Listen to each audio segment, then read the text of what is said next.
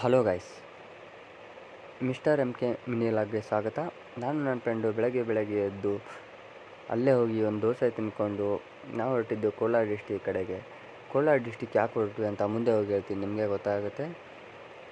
ಮುಂದೆ ಹೋಗ್ತಾ ಟೀ ಕುಡಿಬೇಕಂತ ಹೇಳ್ಬಿಟ್ಟು ಅಲ್ಲೇ ಒಂದು ಕಡೆ ನಿಂದಿರಿಸ್ಕೊಂಡು ಲೆಮನ್ ಟೀ ಕುಡ್ಕೊಂಡು ನಮ್ಮ ರೈಡಿಂಗ್ನ ಮತ್ತೆ ನಾವು ಸ್ಟಾರ್ಟ್ ಮಾಡ್ಕೊಂಡ್ವಿ. ಹೋಗುವಾಗ ಪಕ್ಕದಲ್ಲಿದ್ದಂತಹ ನೇಚರ್ನ ನೋಡಿಕೊಂಡು ಅಲ್ಲಿರುವಂಥ ವೈಬ್ನ ನೋಡಿಕೊಂಡು ನಾವು ರೀಚ್ ಆಗಿದ್ದು ಕೋಲಾರ ಡಿಸ್ಟಿಕ್ಗೆ. ಕೋಲಾರ ಡಿಸ್ಟಿಕಲ್ಲಿ ಚಿನ್ನಕ್ಕೆ ಫೇಮಸ್ ಅಂತ ಹೇಳ್ತಾಯಿದ್ರು. ಅದನ್ನೆಲ್ಲ ನೋಡ್ಕೊಂಡು ಹೋಗ್ತಾ ಇದ್ವಿ. ಫುಲ್ಲು ಬರೀ ಬೆಟ್ಟ ಗುಡ್ಡಗಳೇ ಕಾಣಿಸ್ತಾ ಇತ್ತು. ಅದೆಲ್ಲ ನೋಡಿಕೊಂಡು ನಾವು ಮುಂದೆ ಹೋಗಿ ರೀಚ್ ಆಗಿದ್ದು ಕೋಲಾರ ಜಿಲ್ಲೆಯಲ್ಲಿರುವಂಥ ಕಂಸಂದ್ರ ಎಂಬ ಊರಲ್ಲಿರುವಂತಹ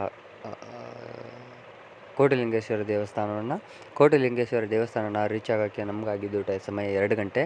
2 ಗಂಟೆಗೆ ನಾವು ದೇವಸ್ಥಾನ ರೀಚ್ ಆದ್ವಿ. ಈ ದೇವಸ್ಥಾನದ ಬಗ್ಗೆ ಹೇಳಬೇಕು ಅಂದರೆ, ಧಾರ್ಮಿಕ ಸ್ಥಳವನ್ನು 1980ರಲ್ಲಿ ಸ್ವಾಮಿ ಶಾಂಬಾ ಶಿವಮೂರ್ತಿ ಅನ್ನೋರು ಸ್ಟಾರ್ಟ್ ಮಾಡ್ತಾರೆ.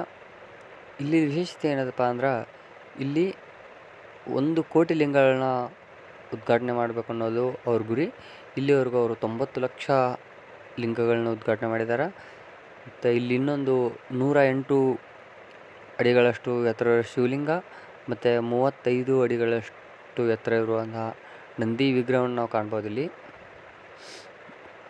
ಇದ್ರ ಜೊತೆಗೆ ಇಲ್ಲಿ ಸ್ವಾಮಿಗಳು ಹೇಳೋ ಪ್ರಕಾರ 90 ಲಕ್ಷಗಳ ಲಿಂಗಗಳನ್ನ ಇವರು ಉದ್ಘಾಟನೆ ಮಾಡ್ಯಾರಂತ ಇಲ್ಲಿವರೆಗೂ ಇವರು.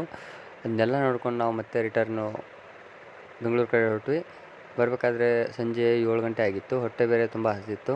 ಅಲ್ಲೇ ಲೈಟಾಗಿ ಊಟ ಮಾಡಿಕೊಂಡು ನಾವು ಬೆಂಗಳೂರಿಗೆ ರೀಚ್ ಆದ್ವಿ. 6 ಗಂಟೆಗೆಲ್ಲ ಬೆಂಗಳೂರಿಗೆ ರೀಚ್ ಆದ್ವಿ. Thank you guys.